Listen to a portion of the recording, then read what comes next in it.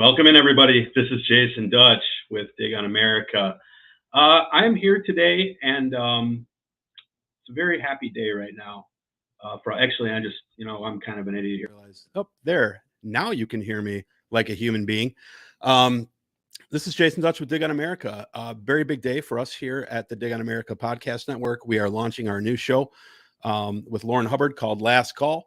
I'm going to pass it over to him right now to get everything started for you today. So today, we've got a couple of surprise guests and a very special guest in the studio with Lourin. So with that, I'm going to bring Lourin up to the studio. Welcome in, Lourin. Oh, you've been a little phased out on us there for a second, but Lourin, welcome into the show. Welcome to Dig on America, and welcome to your own show. So with all this being said, I'm going to leave the studio and let you get started today. Good luck, brother. Awesome. Thank you, Dutch. All right, and welcome to everybody out there in the interwebs. Welcome to Last Call. I'm going to be your host for the next hour or so. This is our first episode, and really it's a show that I just thought about. I just finished a congressional campaign myself, running out here in California, and I learned a lot about the process of what it takes to run for office and a little bit about the behind-the-scenes stuff that, you don't see on CNN or NBC.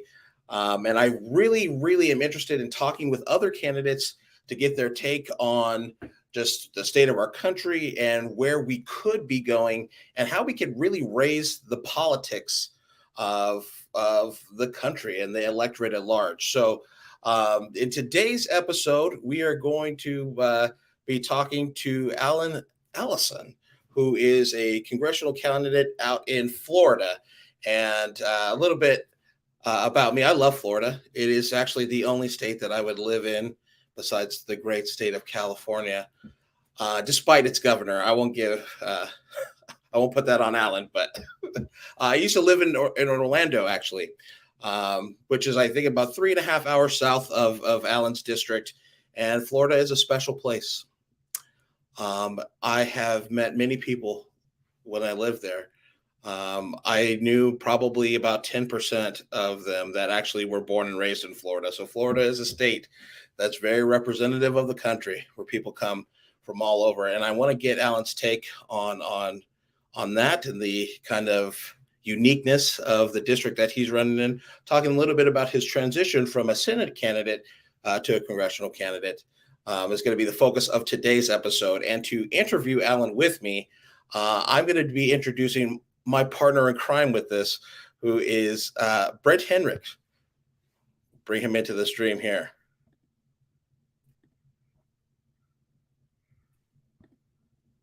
If I can.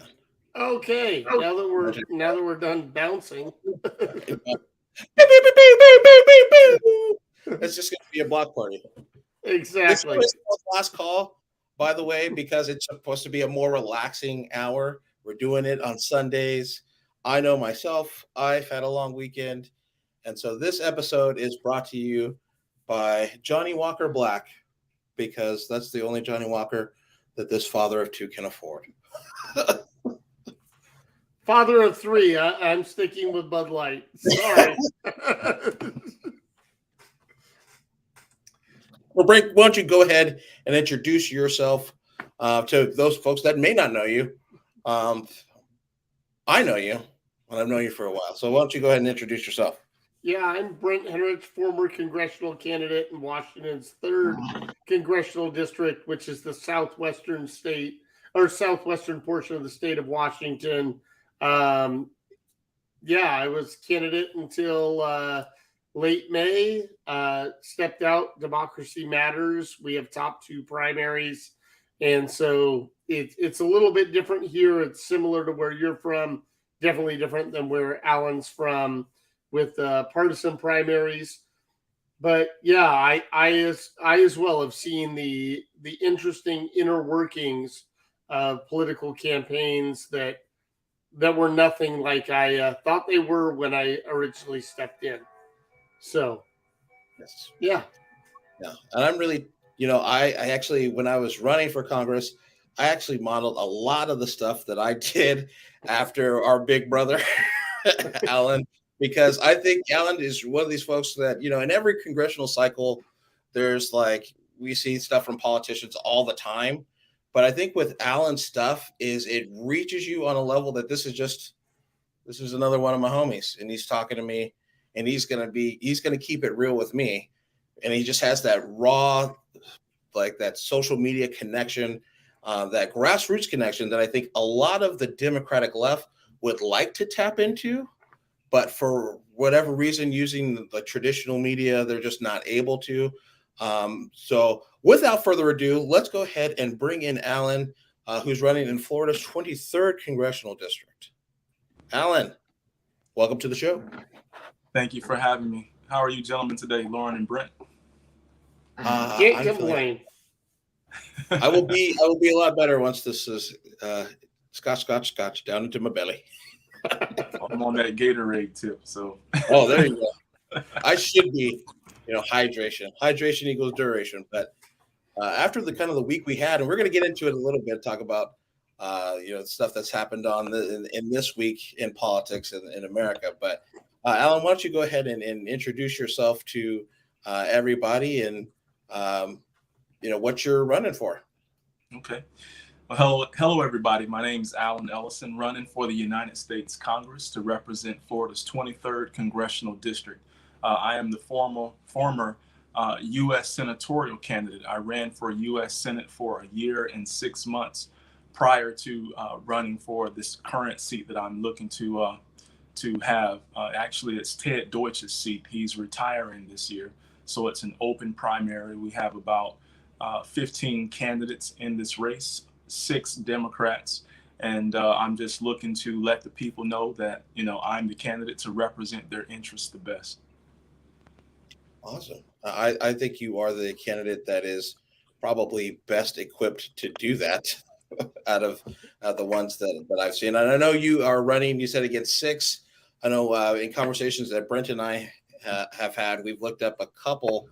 And I know you just did a forum this weekend. How did that go for you?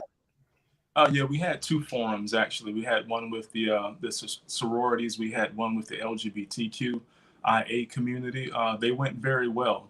The thing is that, whenever we do forums like this and town halls, it's very important for voters to get a chance to ask the questions that they want to be able to ask, get a feel for the candidates. And so, I always welcome the opportunity to speak before voters so that they can, get a chance to see who I am, what I'm about, hear my vision for this state, hear my vision for this district, as well as this country.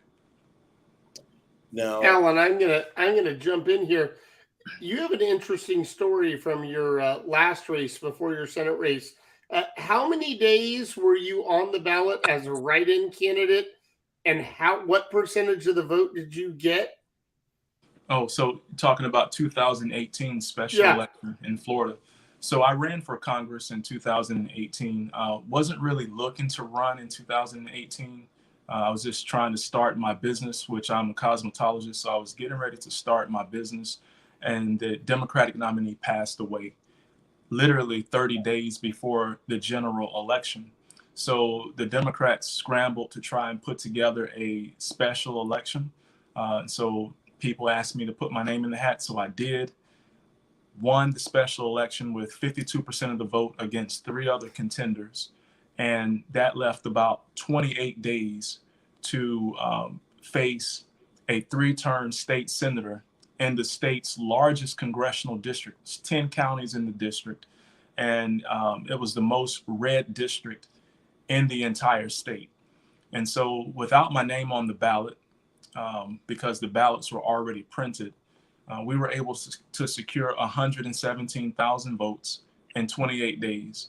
And so right now, I just got into this race, and we have about 53 days until the primary. So I'm looking to build on the success that I was able to get, because 117,000 votes represented roughly 40% of the vote. So I literally almost won against someone who had raised $1 million and had been campaigning for over a year. And it has to do with the way that we campaign, the way that we connect. I fundamentally believe that we have more in power or in common with one another than we believe. A lot of people like to focus in on the hot button issues or what's hot in the media. But the reality is that there are 55,000 different issues. And if we have enough conversation about the issues that matter to the people, we will soon find out that we have more in common. So that meant I pulled a lot of independents over to the Democratic side, as well as some Republicans. And I actually got an endorsement from a conservative newspaper, and they talked about how we were able to masterfully understand and speak about and connect with voters on the issues. Wow, that's incredible. Are you running that same style of campaign in this run as you did then? Absolutely. And so what that means is it means going to places where politicians typically don't go. It means reaching people who feel as if politicians are going to do what they want to do. It means going into the churches, all of the churches, not just some, but all of the churches. Sometimes it's six churches a day. It means holding town halls. It means allowing the public to ask you questions and be ready to answer them. It means sharing your vision. And so a lot of these politicians, and I was just telling someone about this today, a lot of politicians have blind ambitions. They want the seats. They want to be able to hold the office, but they don't really care about the people. They don't have a vision. They don't have a plan on how to improve the quality of life for everyone. It just, it's really sad. And I think we need to do a lot to get money out of politics, because I believe if we were able to do that, a lot of these types of individuals who just want these seats for whatever reason probably wouldn't even run. Yes, and I have to agree with you on a lot of stuff. The only point I would disagree with you on is because I actually spent this weekend down in Los Angeles. My archway says Bakersfield because that's where I'm from. I rep Bakersfield, which is not anywhere on any map. But so I was down in Los Angeles, and I was at a Dodger Stadium, and I'm sitting behind these guys, and they're talking about his boss asked him to work overtime this weekend. And he's having a conversation with his buddy saying, the last time I worked, I got paid double time. I got paid overtime for another additional 8 hours. But when the time came for that check to come in my pocket, I really might as well, for the price it took me to get gas to get over to work, I might as well have stayed home and made more money. What are we going to do about the kind of economic message of Democrats right now? I want to just dive in to it because I am a person, that it's the economy, stupid. We have this narrative of Republicans trying to focus people on gas prices. Look at inflation. Look at this. What is the Democratic message when it comes to economics? The thing is, and this is very deep. So the Democratic message is simple. Democrats are always trying to improve the quality of life for everyone. And that means tackling a multitude of issues. Republican messaging is kind of more linear. It's more concentrated on just a couple of issues. And so what happens is they're able to just hone in on their messaging because they don't have to deal with as many issues as Democrats have to deal with. And so what happens is our message becomes to get convoluted. So one of the things that I've done in our campaign is I've taken all of the things that Democrats are about: economy, environment, healthcare, education, Social Security, disability benefits, gender wage gap, all of these issues that we champion. I have condensed it down to basically one thing, and that is improving the quality of life for everyone. And because we've been able to do that, it makes people want to know more about what does that look like. And once they ask the question, now people are open to receiving the answers. And so that has been working for us. That's why we've been able to build such a massive following without spending a single dime on ads. We're reaching about 10 million people every 28 days, and it's because of engagement. I think the Democratic Party and leadership should focus on more town halls, because town halls, I'm talking about like town halls that are televised, like through CNN and all the other television networks, because when people can ask those questions, whenever there's an answer, thousands of people are listening. And if truth can cut through all of the lies, in which it does quite often, I think Democrats will have a better chance at winning. If you look at it from this perspective, most of the news outlets that most Democrats and most of the people are going to get their information is on cable, but the majority of America is watching broadband or broadcast television like Fox News. So if you look at how the media is being disseminated to the people, Fox is able to reach way more people than cable networks. So it's like Fox broadcast? Yes, it's broadcast on regular television across the nation, and so I did not know that, and yeah, I was unaware that was That's actually locally broadcast. So you don't have to have cable in order to see a Fox News station, and so the problem is that he who controls the media controls the people. And if we don't have the media outlets to disseminate the right information, then you're going to have people thinking that the gas prices are as high as they are because of President Biden, when really it's based on supply and demand. But if there's no leadership to explain that in the form of town halls or PSAs or anything like that, then the people are just stuck believing what they hear on what's pervasive in media, and that's Fox News. That's very true. You know, I think of where the majority of people that I know get their news from, and it's actually not from any official news sites or anything. It's social media. It's word of mouth. I think, you know, the biggest thing going on right now, and I was going to ask you about what you think about the news that Steve Bannon, the Trump former advisor, is going to be talking to the January 6th committee. Is this, you know, what do you think of the January 6th committee and its work and what it's shown us so far? Do you think that's making any difference when we talk about media?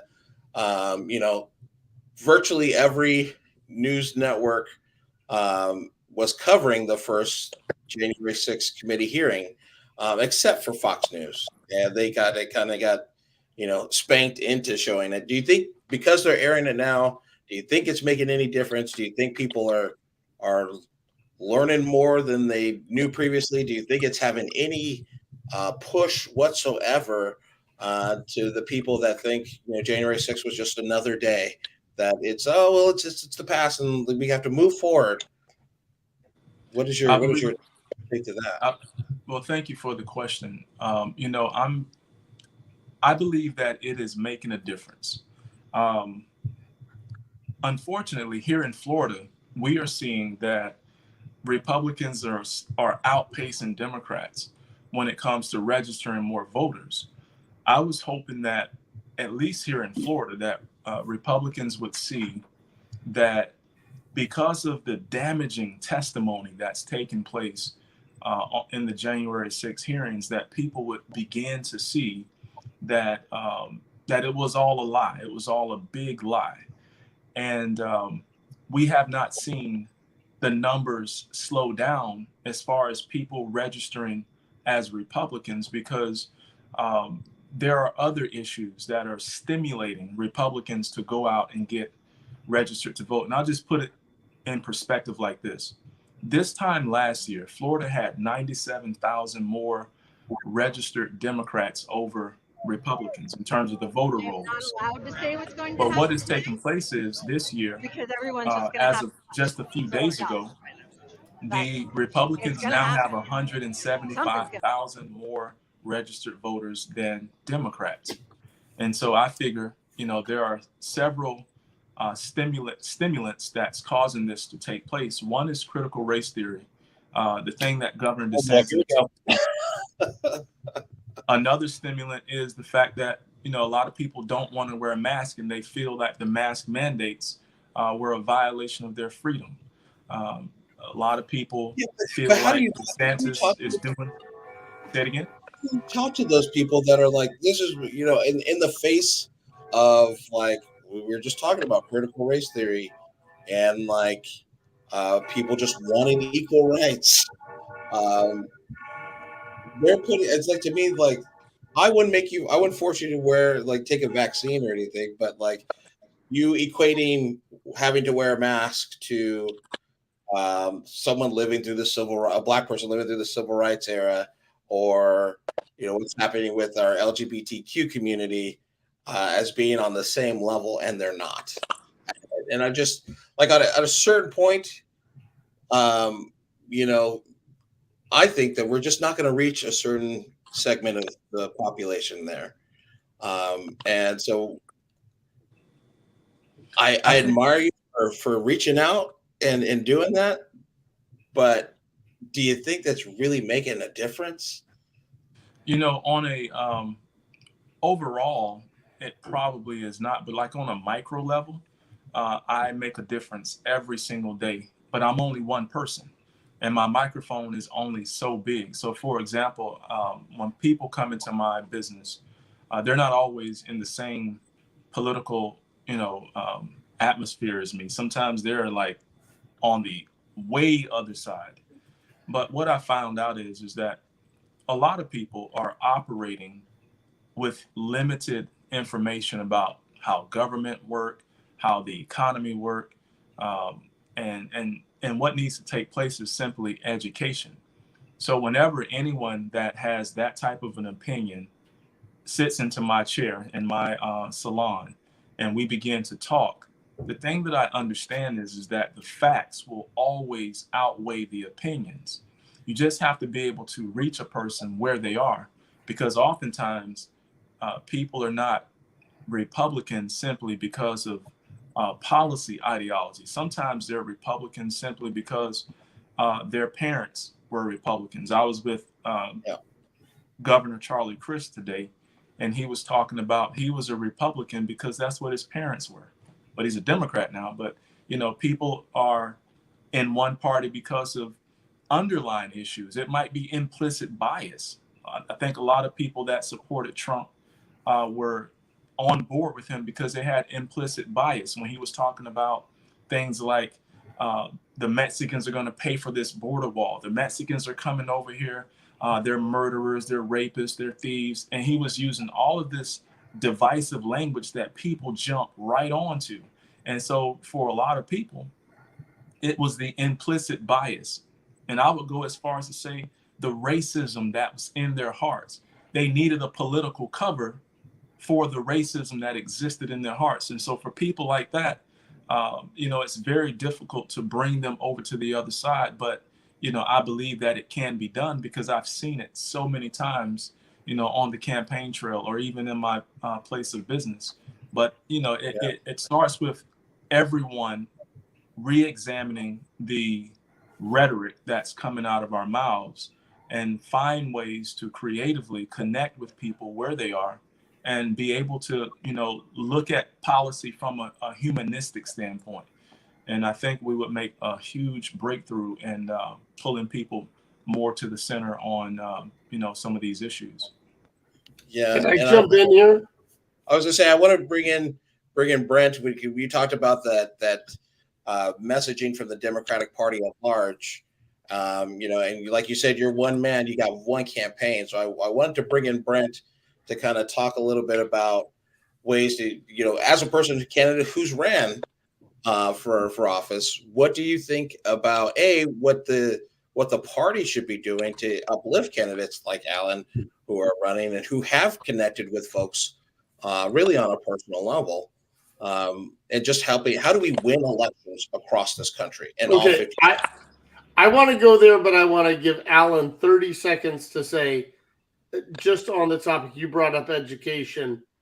What do you say about the MAGA candidates that are like, we need to abolish the Department of Education? Like, what do you think needs to happen with education?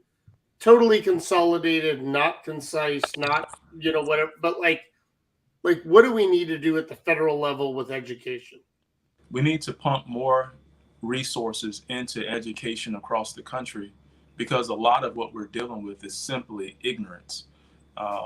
When it comes to civics, in Florida, the average student is only getting one semester in ninth grade of knowledge when it comes to civics. And so they don't get any more at 10th grade, they don't get any more at 11th grade, 12th grade.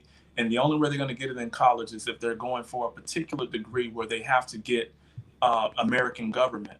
So if they're not getting it from a formal institution where they can learn it the right way, then the only other place they're going to get it is from the media. And the media has a slant, whether it slants to the right or whether it slants to the left. Trying to learn government, civics, politics from the media is not the way you should be learning it. So the government must invest in education, and we must make sure that our students are learning the basics about how government works. And the other thing is, there's literally an attack right now because there's not enough investments in education. There's an attack on intelligence. If you look at how Fauci was attacked, if you look at how some of the greatest minds in our society are being attacked right now because of the ignorance that's coming, from the right. And so the only way to challenge ignorance is through education. That was one of the things about Trump's run that I think was missed or flew under the radar is we have got research studies to show that actually the majority of Americans, 54%, are actually read at above a 7th grade level. And when they took a sampling of political speech from all the presidents dating back to Herbert Hoover and what level of education that they spoke to, Donald Trump was on the bottom. He spoke to people at a 4th grade level. And in my campaign, I tried to take, Brent and I would talk about that 10-word answer where you could just say, on the right, it's just go woke, go broke, or it's just some other simplified idea. And Democrats, we're really trying to solve these very complicated problems that you need more than 10 words to sum up your plans and have a foundation of plans to move forward. One of the things that I like about you and what you're doing is you had this ad that came out a couple weeks ago when you were doing the filing, where you're just holding a fat stack of dollar bills, talking about the cost it takes to run for office in Florida at $10,000. Now, I was just like, that is absolutely insane. This man should be actually on a training day video, not running for Congress. But just to I've never had that much money in my life. And so I can't even imagine doing that. So that drew a lot I had a couple of my friends that were like, yo, this guy is dope. What's his name? And they have no interest in politics at all. Their friend is also running for Congress and nothing. But I shared your video out. They're like, oh, what's his name? So how are you doing with raising money? And what does that look like right now? I don't put a lot of time into raising money because I spend most of my time actually helping the people, which is one of the reasons why I support For the People Act. I really want to get money out of politics. The Constitution basically says that you have to be of a certain age if you want to run for Congress. You have to be an American citizen, and you have to live in the state that you're looking to run in. And so what happens is you have these states who create what I call voter suppression tactics to keep certain people off the ballot, which basically suppresses the people's opportunity to be able to vote for the kinds of candidates that would represent their interests. And so if you are of low social economic status, chances are you probably don't have access to $10,440, which is what Florida's ballot fee is. And so the reason I say that it's unconstitutional is because for federal candidates, the Constitution sets the criteria, which is only 3 factors. Like I said, age, American citizenship, and residency. Those are the only factors. So for the state to turn around and create a new factor to say, no, you have to have $10,000, then that is suppression of votes, and that is discriminatory to those candidates that do not have the financial wherewithal or friends with money that can help them like that. It's just a really bad situation. And when I get in Congress, I'm actually going to put together policy to reinforce the federal guidelines and hopefully get rid of these states' ballot fees, because it's just crazy. I think if a person wants to vote for you, they should be able to vote for you, and it shouldn't be the state trying to dictate it with finances. Does Florida have a signature option? There is a signature option, but in Florida, you have a Republican-controlled government, and that means from the governor all the way down. I have literally seen candidates be violated for so many reasons. I think for the office that I was running for, you have to have like 144,000 signatures. And if those signatures don't match up, then they throw them out. If someone changes their address, they throw them out. If someone gets married and didn't change their name on their voter registration, they throw the signatures out.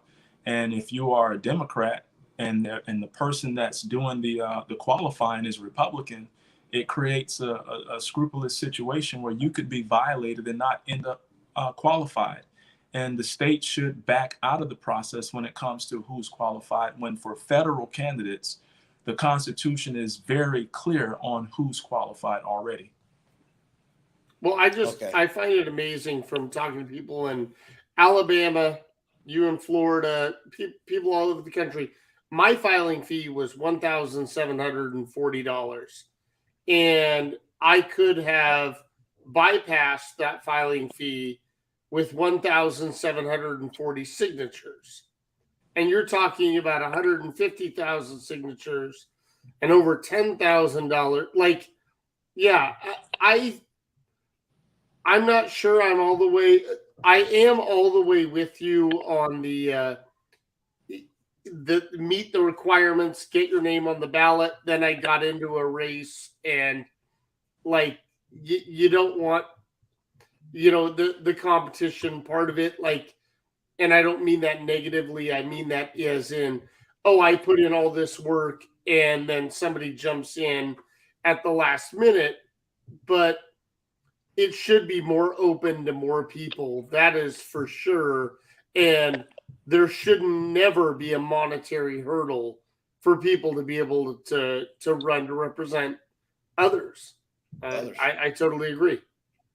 Alan, Yeah. what was your experience like running? You were running for Senate in Florida before the congressional run here, and then I think I saw your stuff before I saw the other Democrat running for Senate in Florida, Val Demings. What was your experience like? I don't know if you want to share it, if you can't share it, but just was there ever any talk like in the parties, the Democratic side, to say like, oh, hey, let's look at what candidate is actually doing the connections, and then we'll get behind which one we feel has the support of the people? Did you feel like it was more insiders? Did you feel like the party cared about you in this race at all anyway? What was your experience like with that? Well, here's the thing. As far as people caring about me, I came into this world by myself. And when I leave this world, chances are I'll leave by myself. So I never really got into the whole aspect of worrying about what the party was thinking. The thing is, I was the first candidate in the race. And like I said earlier, we were able to build a massive following because of how we were campaigning. We were, and we still do this, we were engaging with the public in a way that I don't believe any candidate in the state was engaging with the people. What we were trying to do was we were trying to show people that you don't have to necessarily be in office to make a difference. So if you remember, oftentimes I would ask people, what's on your hearts? What's on your minds? What's keeping you up at night? And every time somebody would talk about what was on their heart, what was on their mind. And in 48 hours, our team, and we had thousands of volunteers from around the country. One day we got 8,000 volunteers in one day. But what I used to try to make sure that the team understood is that I am a giver. I have a gift of helping. And if you're going to be on the team, then I need change agents. And so what we tried to do was we tried to solve people's problems in 48 hours. And because we were able to do that, more people came on board. More people was impressed because we're literally using our platform to do one of the jobs that a senator or a representative is supposed to be doing, and that's constituent services. So a lot of the members of Congress that are supposed to be doing that, they're slack on that side, because a member of Congress has 3 job duties: to vote on policy, to write policy, and to provide constituent services. And so we were actually providing more constituent services than Marco Rubio. We helped thousands of people get access to EIDL grant funding during the pandemic. We helped thousands of businesses to get established. We even had a forum sometimes where we would actually let people come onto my Twitter page and promote their businesses, because during the pandemic, a lot of businesses were going out. So I gave people an opportunity to promote their businesses so they can get work, so they can make money, so they can pay their bills. We help people to pay for drug treatment programs. We got housing evictions stopped. We raise money to keep people from getting put out of their homes. We raise money to get roofs repaired, hot water heaters. We even got tents for the homeless. So what candidates are supposed to be doing on a daily basis is on the phones, doing call time, raising money for their campaigns. I didn't have time for that. I was spending my time like making phone calls, trying to keep people from getting evicted because they're calling the campaign looking for help. And so, I wanted to be the most responsive candidate because I want to be the most responsive representative. I take that very seriously, because if you're going to apply for the job, then at least do the work when you're there. If you're not going to do the work, don't do the job. And like Marco Rubio's been in there for 12 years. He's missed 60% of work in 12 years. Can you keep your job and miss that much work? No, quite frankly, I don't think you can. And I don't think you should. And, it wasn't until this could really campaign where I was not against term limits. I think we have term limits every 2 years in the House, every 4 years of the presidency, and every 6 years in the Senate. It's called elections. And then getting into the process and learning how much, what your job actually is as a candidate is to run money, to earn and get money. That has really a whole lot less to do with helping people. And I think that we should be supporting and uplifting candidates that we see actually doing the work. I want to kind of ask and bring in Brent on this to see what your experience was like when it came to reaching out to constituents, because I got the when we talk about issues, I always got the refrain of, "Are you sure you're a Democrat? I like what you're saying. I like everything you're doing, but you got the D next to your name. Can't do anything for you." My wife's probably going to get upset about it. My own mother-in-law, okay, is one of those folks. Knows me personally, has known me for over 10 years. I'm married to her daughter, but the Democrats, not you as a person, but the Democrats are doing XYZ, so I can't vote for you, my son-in-law. How was doing voter outreach been? Have you ran into those people that are like, "I love what you're saying, but," or is it just been like, everything you said is great and we're all 100% behind you? Yeah. I want to answer that question 2 ways. One, because I went to school for this, I got very skilled at how to deal with people who come from a different political side of the equation. But two, I think come just from growing up black, you can do that. So yeah, school, I come from a district. yeah, we Yeah, could do a whole episode about code switching that I do. So I come from a district that's like 80% Republican. And so I know how to speak to these people because it's usually just a couple of issues that they hone in on. But when I start talking about all of the issues that literally have direct impact on their everyday lives, then I know how to get them to see it from a more realistic perspective than just a talking points perspective.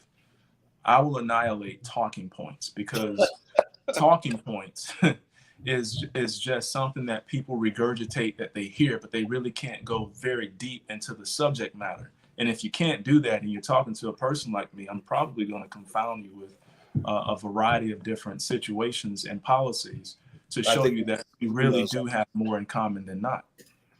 Yeah, I think we see I've all seen those like TikToks where like, like the Daily Show, they go out to Trump rallies. Mm-hmm.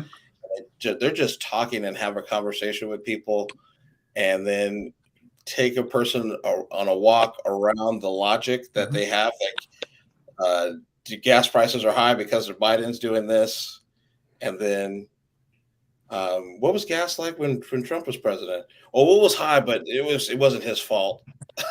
Yeah, I actually have a story where I did someone like that, and this was whenever the Affordable Care Act was getting ready to go into effect. So it went into effect back in January, but this was a time like in November before it had actually taken effect. And so this person was telling me, they said, I can't stand that Obamacare. And I said, why not? They said, because my insurance is taking my insurance through the roof. I said, you don't think that's insurance company greed rather than Obamacare? They say, no, it's Obamacare. I said, well, what would you rather have? Would you rather have Obamacare or would you rather have the Affordable Care Act? They said, I'd rather have the Affordable Care Act. I said, are you sure you'd rather have the Affordable Care Act over Obamacare? They said, I would rather have the Affordable Care Act because this Obamacare it's making my insurance go through the roof. I said, well, what if I told you that the Affordable Care Act and Obamacare are the same piece of policy? The Obamacare is what the Republicans have tried to demonize the Affordable Care Act. And you say, no, that can't be true because the Republicans don't do stuff like that. I said, one other thing. What if I told you that that Obamacare or the Affordable Care Act doesn't actually take place until January and we're in November? They said, for real? I said, one other thing. I said, out of that 350-page document, how much of that did you read? They said, I haven't read any of it. I said, so basically, you're just talking about something that you've heard rather than something that you know. So you just walk them right down until they start to become face-to-face with the truth. And the truth is that they don't know what they're talking about. And once they get into that mode of thinking, now you have all the latitude to help them and bring them along. And so it takes a lot of time to be able to go through policy after policy, think a talking point after talking point, and just keep annihilating the BS and replace it with actual truth. Truth always cut through the lies. And so this is how I'm able to bring people over, because once they are learning in a structured way, then it unravels everything that they thought they heard and thought they knew. And now they want to know more. And that's the beauty of inspiration. 100%. I just want to talk for a second. I just want to talk for a second. Random Friday night, 9 o'clock, 10 o'clock Pacific. And I'm sitting here jumping on Twitter. Oh, Alan's still doing a Q&A. And I'm in there rabble-rousing in the comments, trying to push him around just because I know him and I think it's kind of fun and everything.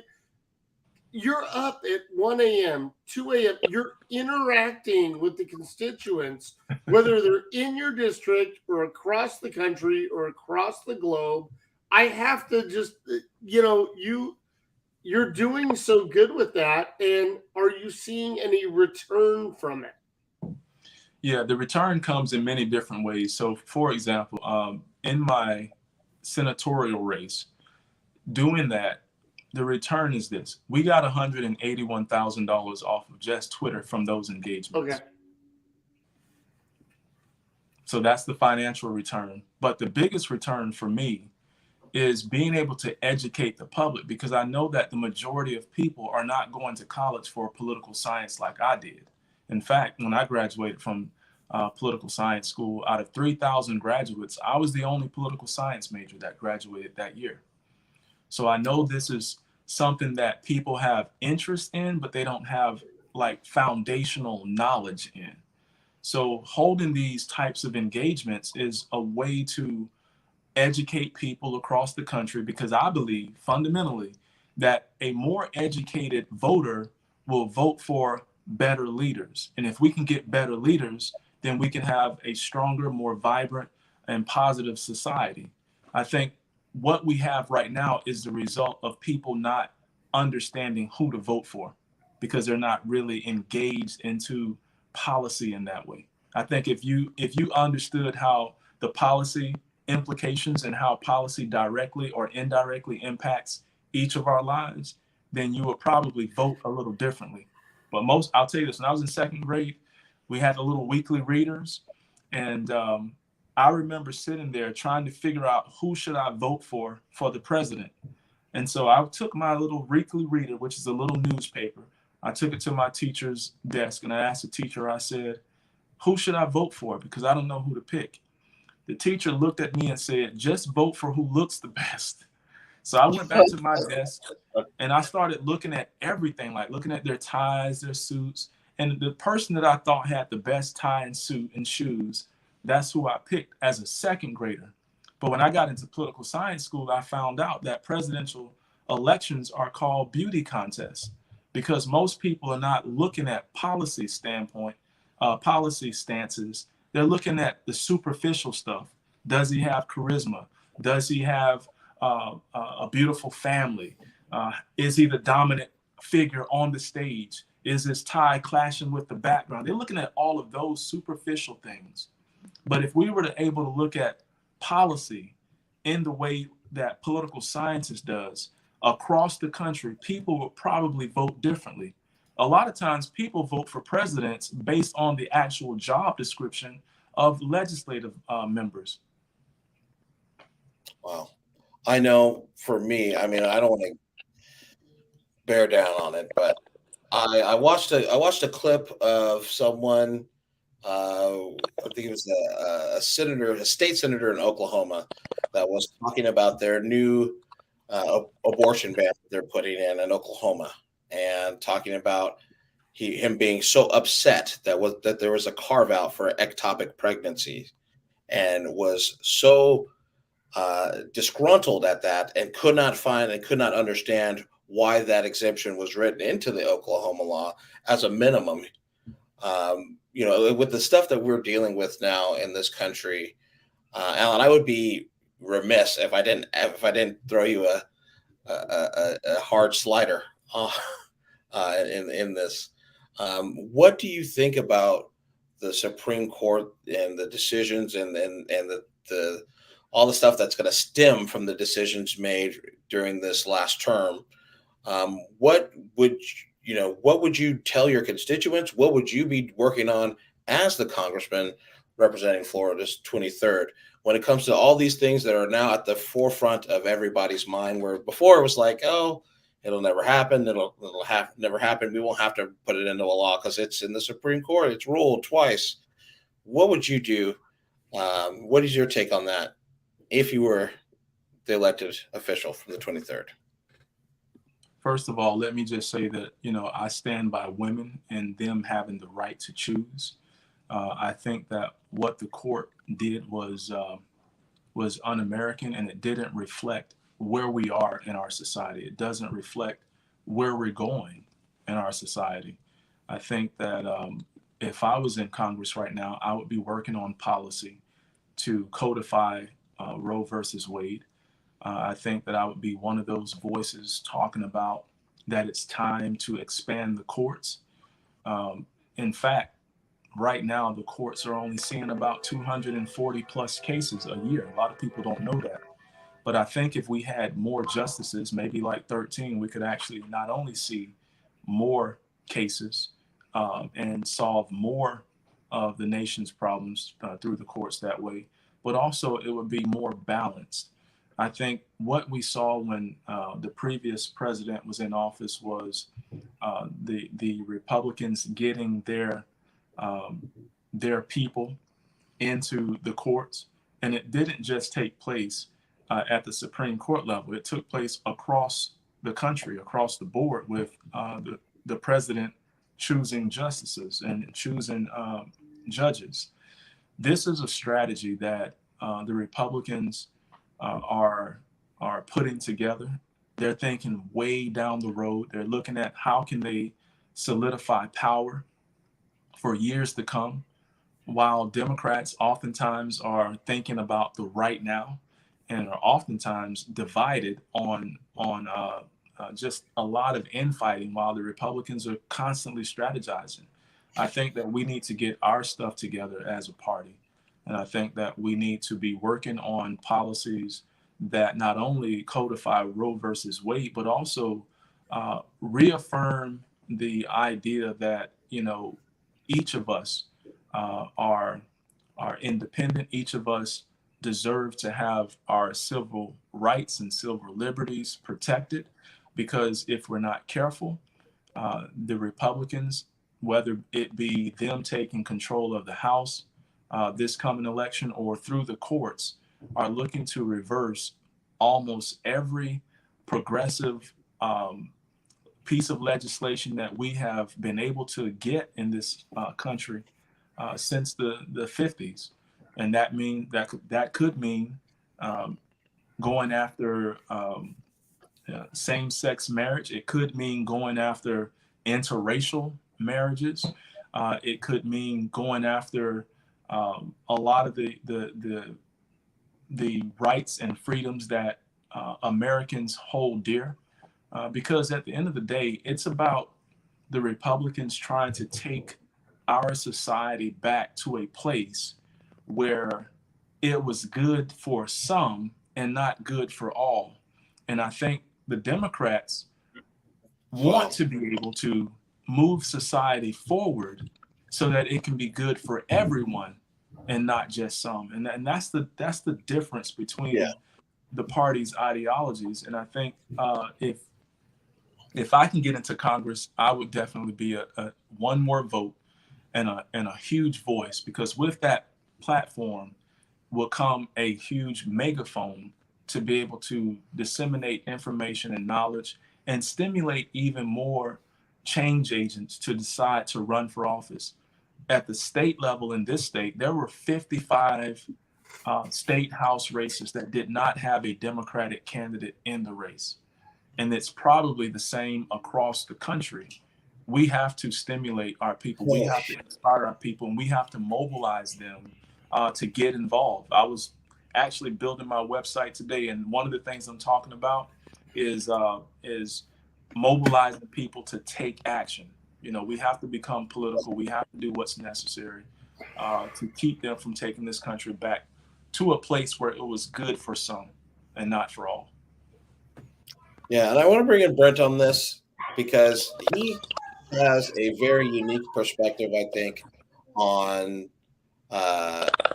the issue of Roe, just from being a husband in the situation. If you want to tell your story, I think it's one, just like a reminder to say, like, you know, that women are not alone in this, that you have men that are our allies, you support you. I think it's really important to say, because it's like always, it's women, it's women, it's women.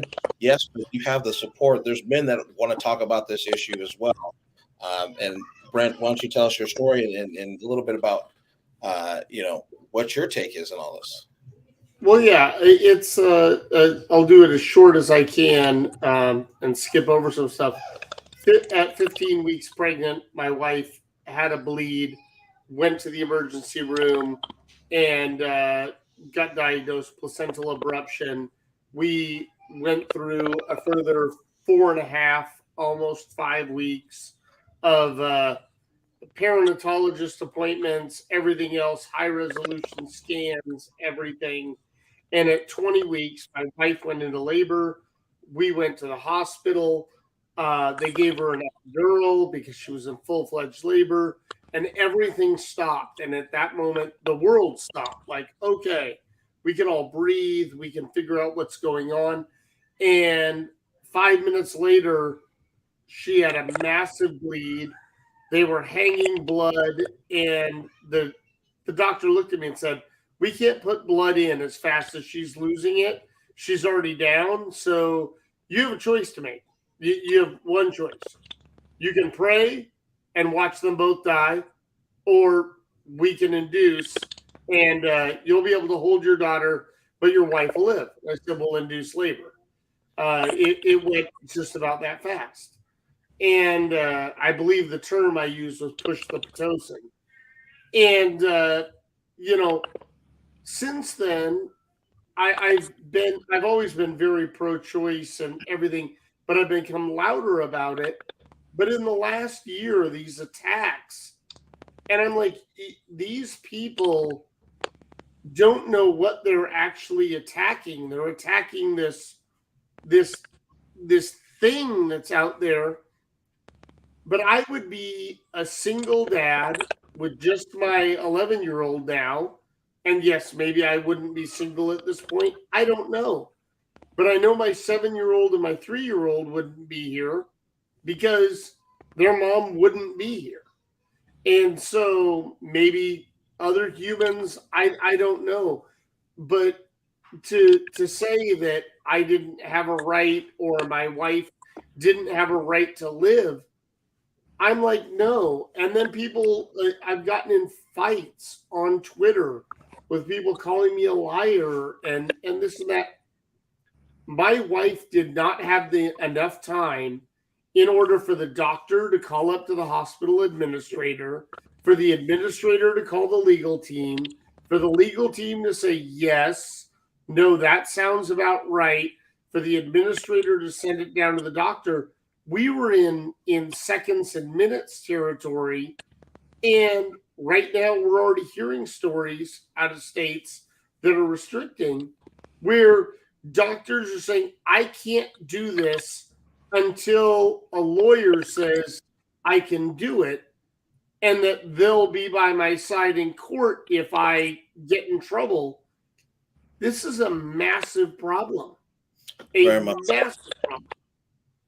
Very much so. We got to do something about it. And I want to just real quickly, if I can, just kind of lighten the mood here with Mikey writing, hey, Mikey, hey, back to you. I hope that's not a Fat Albert joke, Mikey, because if it was, I'm going to find you. Where you live. I got your phone number. I'll find you. I do want to kind of like bring this question up because this is also the other hot button topic of what's going on now.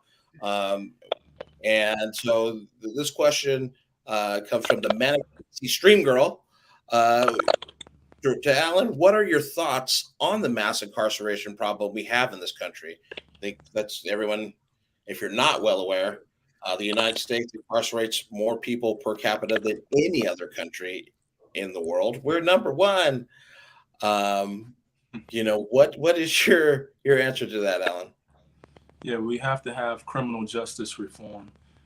We are throwing people in prison for reasons that we really should be actually putting resources into programs that keep people from actually going to prison. Like, for example, my higher learning bill.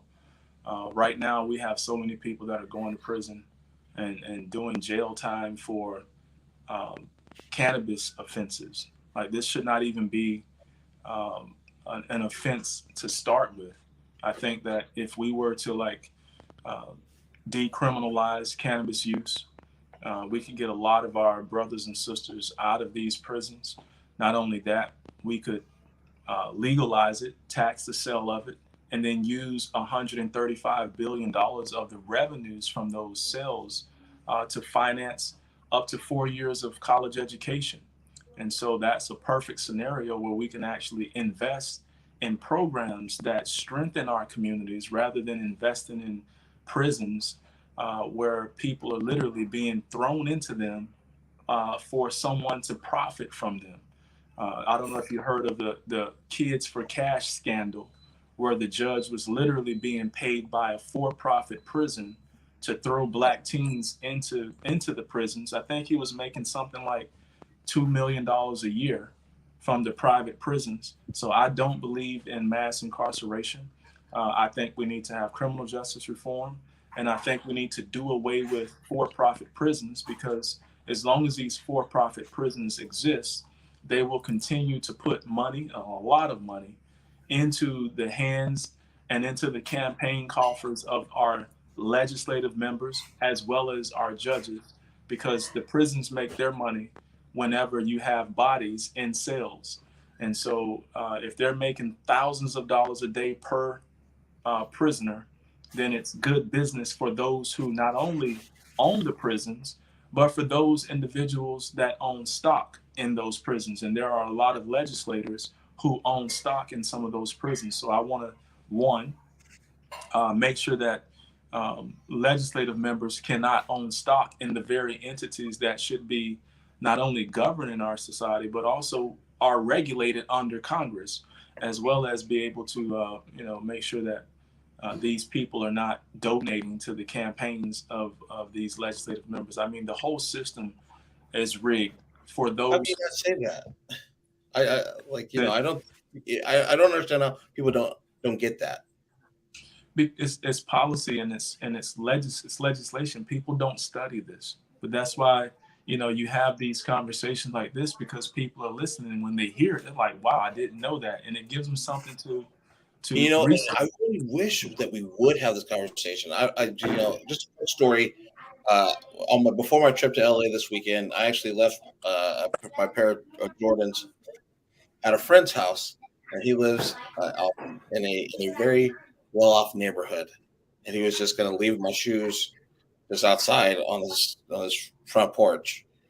And I had two choices. It was like 6 o'clock in the morning. I had two choices. I could either call him or just show up and pick up the shoes. So I'm not going to inconvenience somebody and call him at 6 o'clock in the morning. So I show up at his house, walk up to the door, grab the box. There's three of his neighbors are outside, just like, what's going on here? What's going on here? Very, very confrontational. And I think if we lived in a society where someone was comfortable enough to say, saw me going up on the steps and say, "Hey, what are you doing there at my friend Bob's house?" "Oh, I'm just getting some shoes." That would put me at ease. As a person, I already have this mentality of I'm going to a side of town where people that look like me are not the norm, we'll say. And so if we had those conversations and we were comfortable having those conversations, because I really feel like we would edge off a lot of the problems that we have, like you talked about earlier with the low-hanging fruit of the Trump campaign and dog whistles and Republican politics in general. Tapping into the unspoken racism that is turned into dog whistle to say I'm not racist. So that's I'm glad you talked about that. Real quick, I want to have Brent ask one question of you of your own, whatever you want to ask Alan, and then Alan, I want you to give two things to close this out. One, I need to know what your favorite R&B song is right now, what your favorite summer movie has been, and what if I go to Florida, if I'm going down, I'm getting in a plane, I'm traveling down to the 23rd district to campaign for Alan, where should I go to get lunch? Those are my three questions. We'll start with Brent though. I don't have three good questions like that. Why? You could have told me this ahead of time, and I could have prepared three good questions. That's one. Because I want to see what you come up with off the fly, off the cuff too. You know me. I'm just all policy. I'm all policy all the time because I'm so dismayed with where everything's at. Alan, Yes. what is the number one thing you will do on day one when you get to Congress? And then what is the second thing you will do? The first thing I will do is take calls from people that have not received phone calls from members of Congress that they need.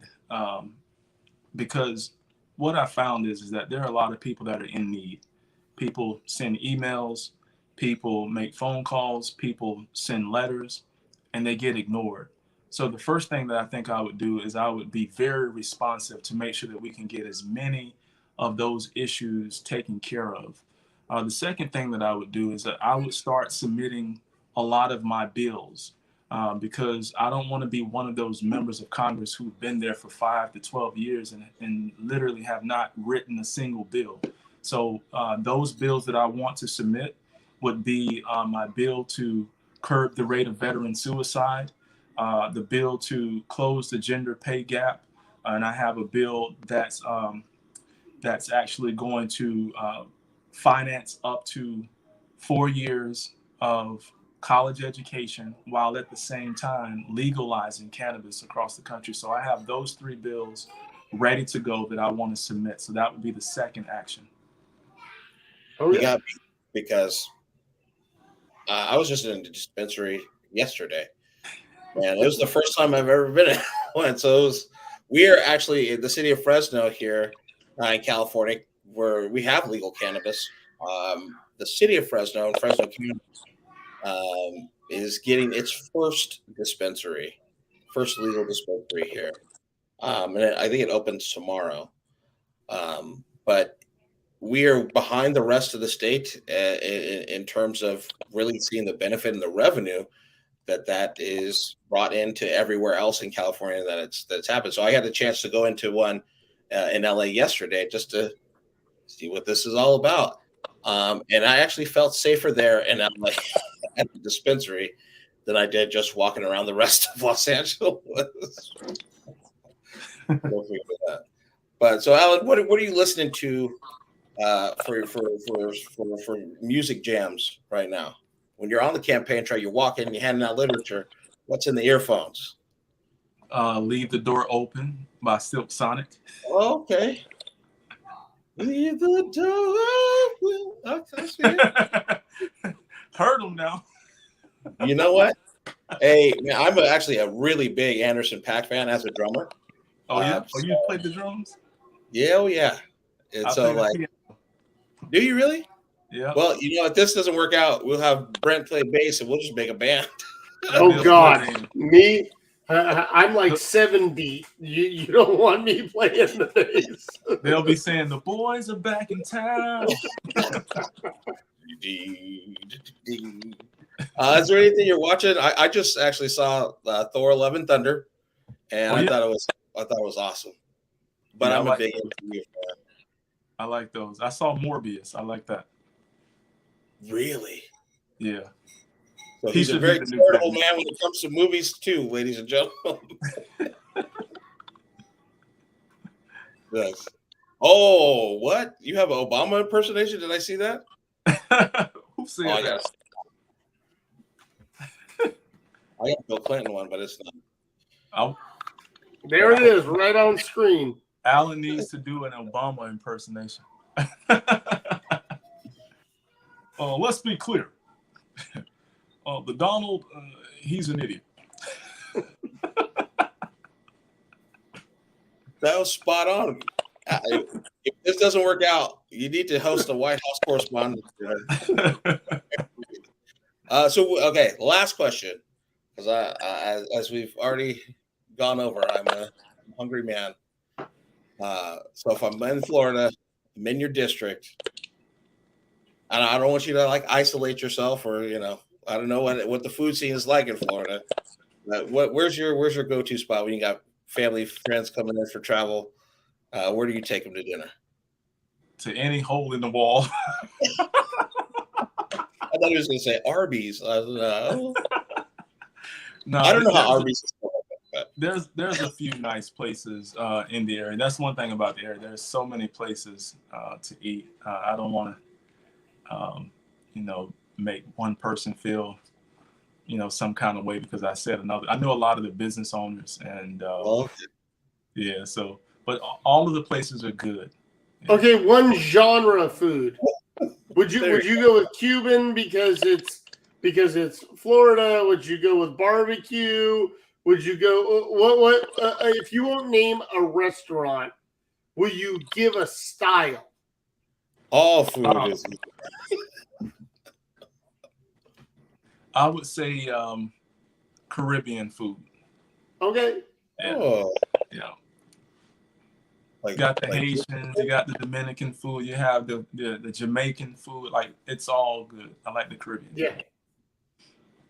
Oh, okay. Well, there you go. There you have it. Alan is running for Florida's 23rd congressional district. Alan, is there any?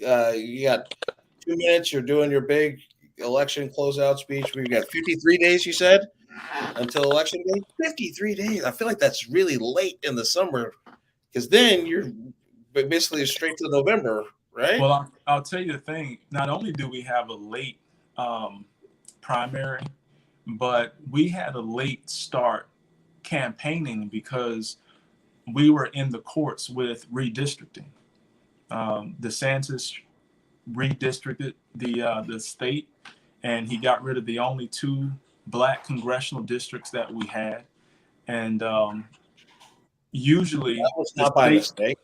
No, the state legislative body is the entity that draws the maps for the congressional districts.